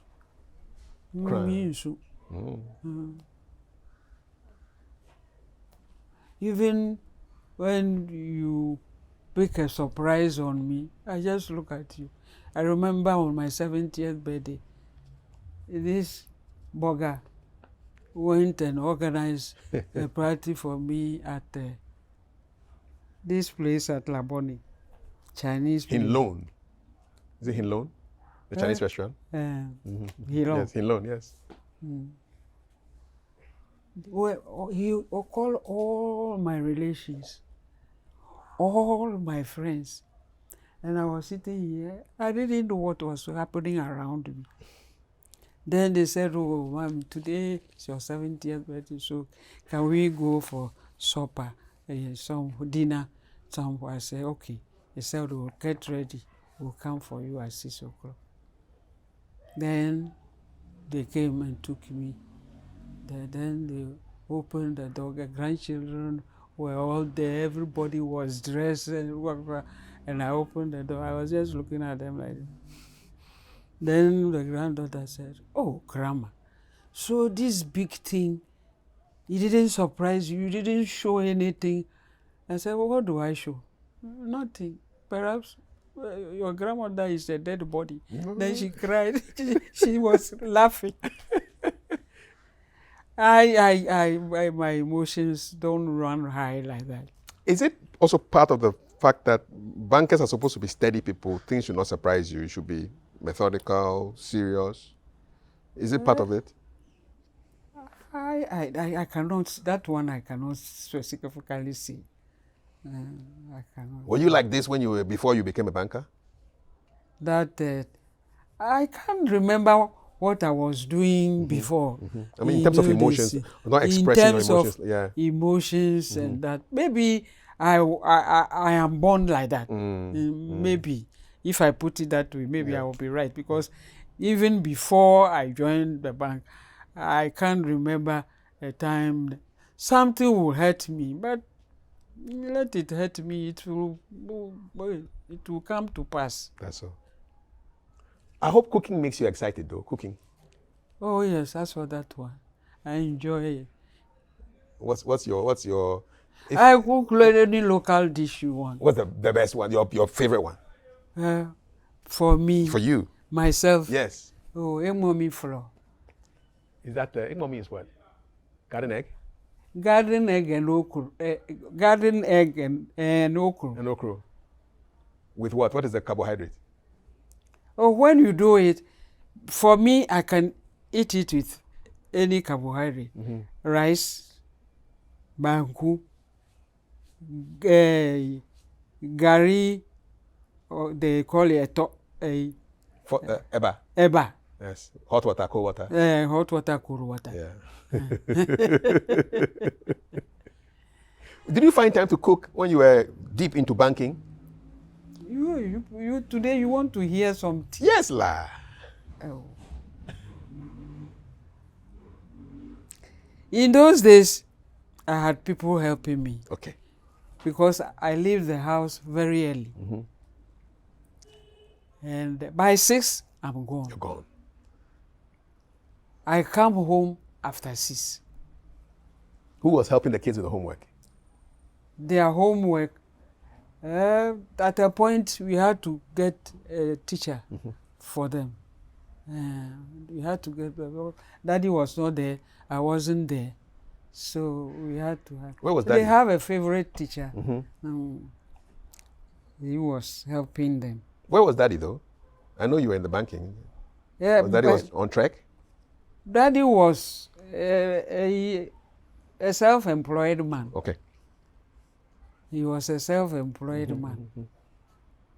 But he, not like today when some of the young men will venture into helping or cooking in the house. Oh, he was a typical a former Ghanaian man. Gold Coaster. Old coaster, that's right. And he has a wife, yes. So he will eat his wife's food. Nobody outside his food. That's all. I have people who helped me, yes, but he will not eat their food. So when I come back 6 o'clock, even before I take off my dress, I will start cooking, and then I go and remove my office dress and whatever. What was his mean? What did he like? Pardon? What did he like? Akplan? He, even though he comes from Pando and they like fufu, his best food, as he will say it, give it the accompaniment. Oh, if it is good, he can eat it 3 times a day. Rice. That's all. So you're back from work, you are cooking rice in the night. You are cooking rice. Was it annoying? Well, at that time, I said to myself, that was what I should do. So I wasn't annoyed. But you give it to him, he appreciates it. Okay. He appreciates it. That's it. So that is how I ran the journey between the office and the house. This going to school and coming and learning. And eventually they all left us and we were all by ourselves. Mm-hmm. Do you think that the banking cost you family time? Did your career cost family time? Oh, it did. If the companion is not considerate, you can have problems. You can have problems. But because in those days, you have to wash his things. But he doesn't do that.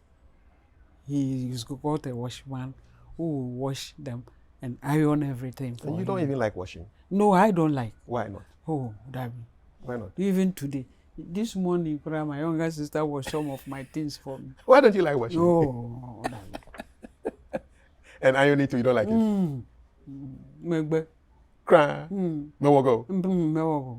Mimpe. You know, it's not linked to any experience you had when you were young, or you just don't like it. I just don't like it. How are you surviving at UST It's UST. and Holy Child?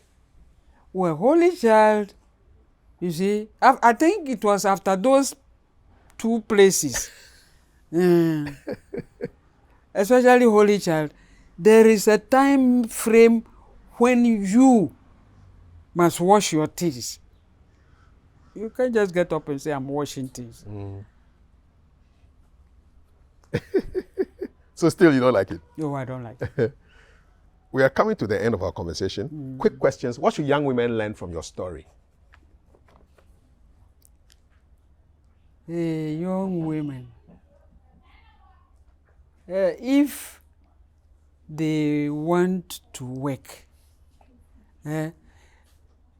these days there is a difference between our time and their time, certainly. But if they want to work, they should be able to balance their time as to what they give to work, to, and then family. they should not let one suffer because of the other. It should be a balanced scale. Okay. Not like that or like that. What other things are young professionals getting wrong today? It's not all of them, but some. I think they feel they are professionals, so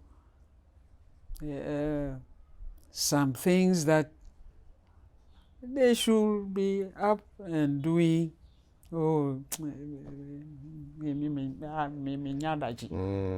kind of thing.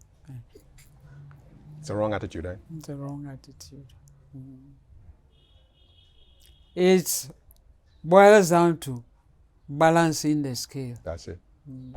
Do you think young people are softer today than when you were young? I mean, they are not hard to go through. Hard in what way? I mean, they are kind of pampered, so they little effort, and they say they are giving up or they are tired. Mommy's children, mommy's daughter, and mommy's son.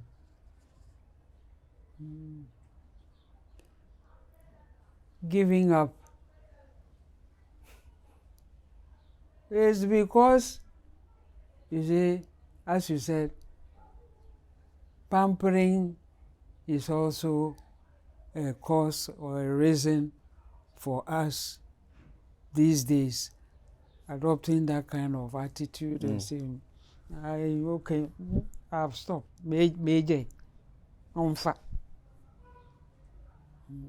Did you ever feel like giving up when you were a bank manager? No.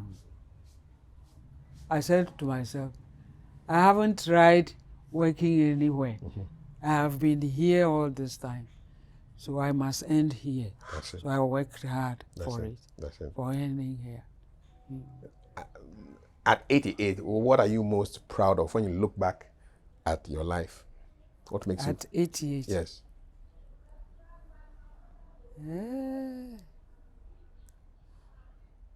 At 88, I would say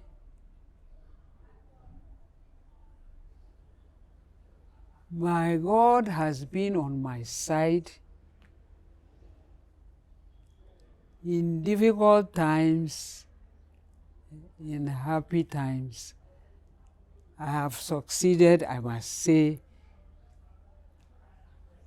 in working and retiring after all the problems I had in the 37 years, especially during the revolution. So I have a happy home, a peaceful home, loving children and grandchildren. What happened during the revolution? Yeah? What happened during the revolution? The revolution. I hope you are not recording that one. Oh, you don't want this one to come on the tape? I don't want it. Okay. We'll cut this one out. I just want to hear for my own self.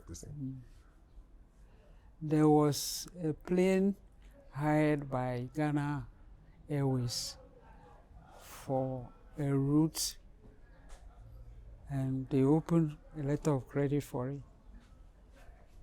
And by a letter of credit terms, there were some documents they must present. They present those documents. It means the performance of the agreement has been achieved. So you pay the one who was to provide the service. And we did that. And they said the man didn't provide the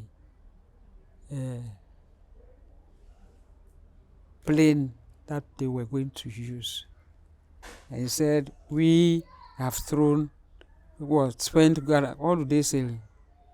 Causing financial loss? Financial loss to the state. So they had a commission of inquiry. They were probing when the coup came.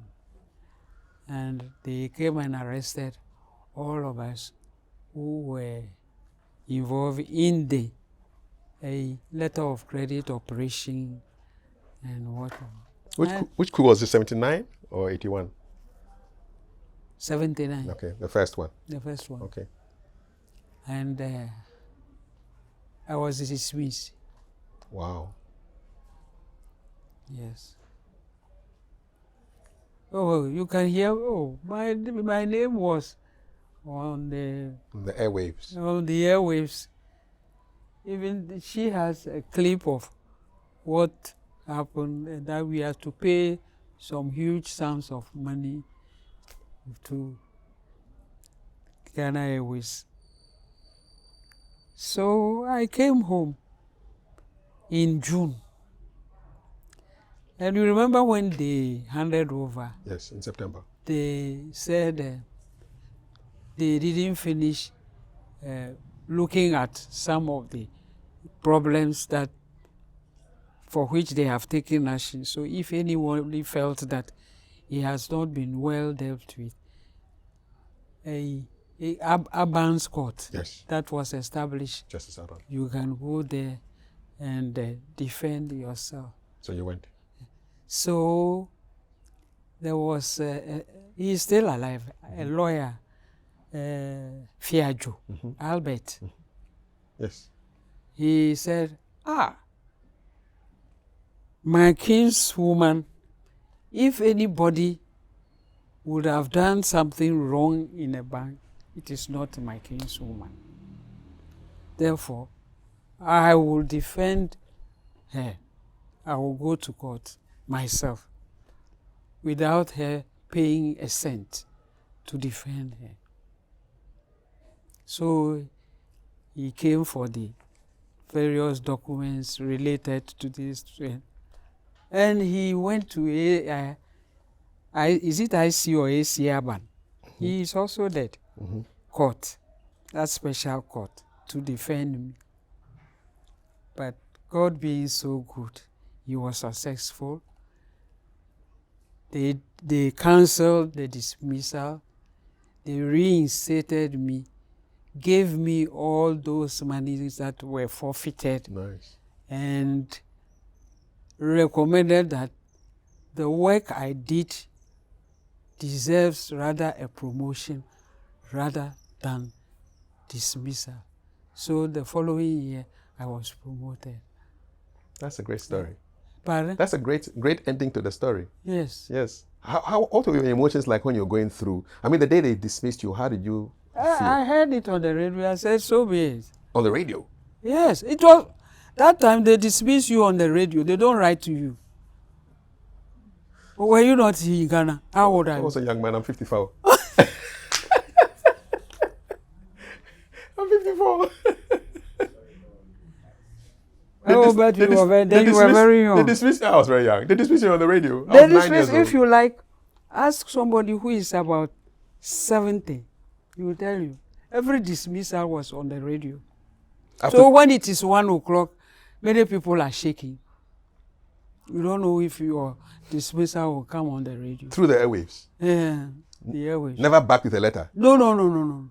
So as soon as they say it, following day, you don't go to the office. So you heard it yourself on the radio? I did. What did you feel like to hear your name coming to the radio saying that? Because you see, when all these stories, where we were going to the commission of inquiry and all that, I said to myself, the ultimate or the worst will be that I am dismissed. Okay, so you were prepared. And then after Mr. Lawyer Fiajo defended you and he won the case, what was that like? He came here and he said, come and cry on my shoulders. I only laughed. Because you don't cry. I don't cry. I didn't cry. Even when they they dismissed you? I didn't ask this young man. He was a living witness. Even though he wasn't that old, yes. He knew everything. He would have narrated everything to you. This one.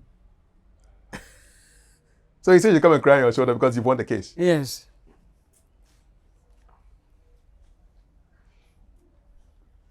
That's a good story. Good ending to the story. So why don't you want it to be recorded? All the actors are dead now. or even well, They're dead. There's nothing. This is history. well. And you have not maligned anybody. You've spoken your truth. No, I didn't malign. Yeah, anyone. you've spoken your truth. Yeah. Okay. I'm happy that it ended in a beautiful way. Yes. Okay. You can add it if you like. Akbar. You can Come add on. it if you Thank like. you so much. Is there anything else you want to tell the people who are watching this particular interview? The camera is there. You can talk to them.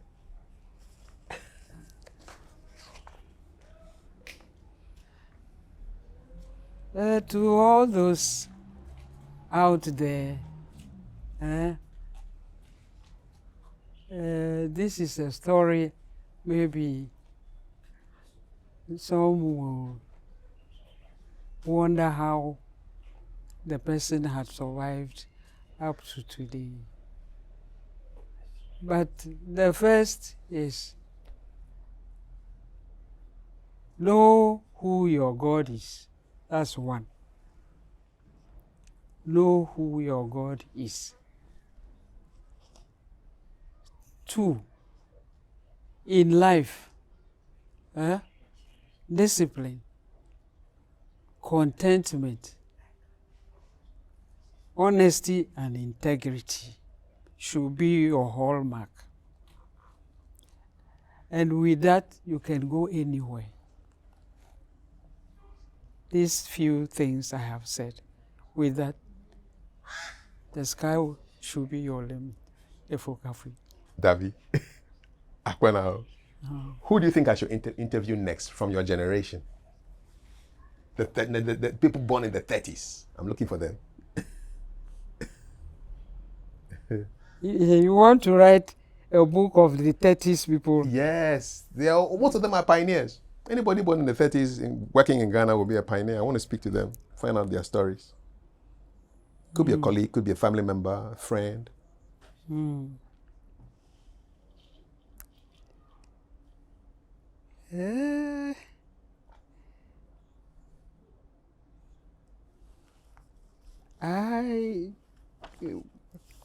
Give me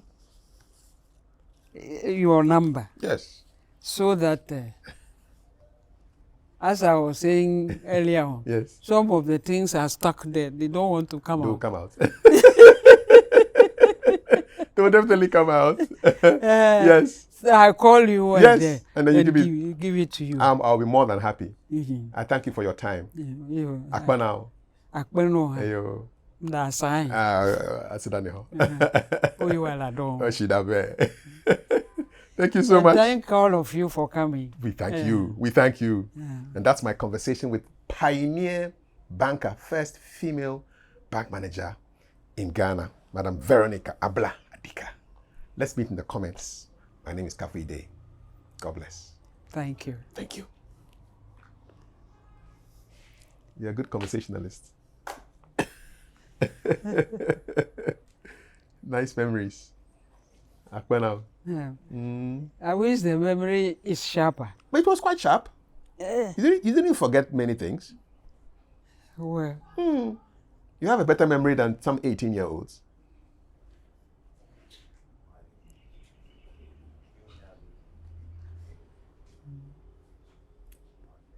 thank you for coming. Oh, it's a pleasure. I should thank Setou, Davi Setou, who reached out to me.